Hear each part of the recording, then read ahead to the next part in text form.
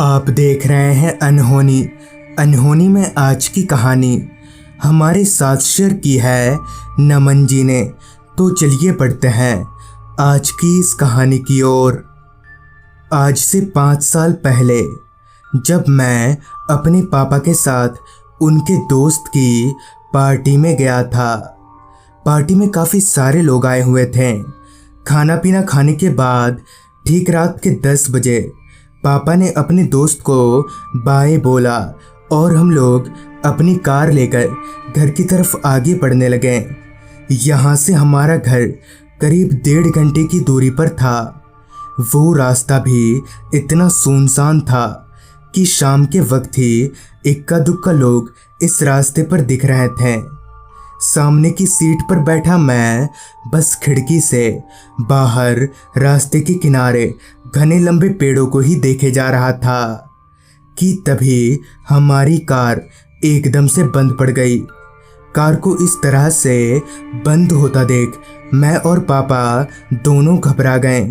पापा ने 2-3 बार car start करने की भी कोशिश की, मगर कार स्टार्ट होने का नाम ही नहीं ले रही थी। लिहाजा हम दोनों कार से नीचे उतरे। पापा ने कार का बोनट खोला तो कार के इंजन से काफ़ी धुआं निकल रहा था।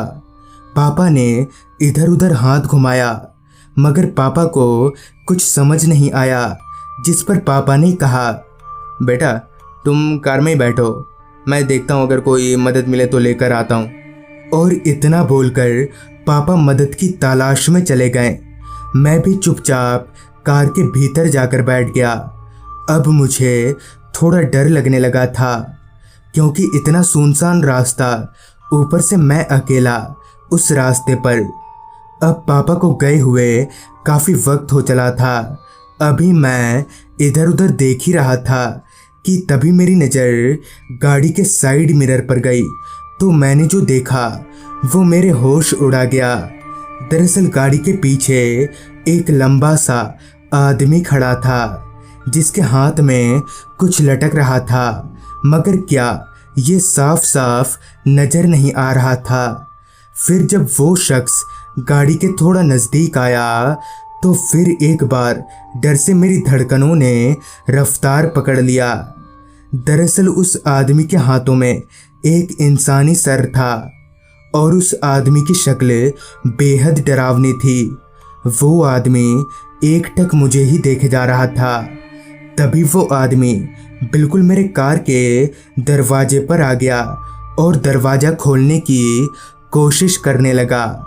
और वो आदमी बार बार अपने खून से सने हाथों को खिड़की पर थपथपाए जा रहा था। डर के मारे मुझे कुछ सूझ नहीं रहा था कि अब क्या करना चाहिए कि तभी सामने की ओर से पापा और एक आदमी आता हुआ दिखा, जिनके पास आते ही वो शैतान कहीं गायब हो गया। फिर जब मैंने पूरी बात पापा के साथ आए उस मैकेनिक को बताई, तब उसने जो बताया वो सुनकर मैं हक्का बक्का रह गया। दरअसल बहुत पहले इस हाईवे पर चोरी डकैती हुआ करती थी, तब से इस हाईवे पर ऐसी भूतिया घटनाएं होती रहती हैं। तो दोस्तों, ये थी आज की कहानी। अगर आपको ये कहानी अच्छी लगी हो तो चैनल को सब्सक्राइब कर लें। तो मैं आर्यन जल्द ही मिलूँगा आपसे ऐसी ही एक कहानी के साथ।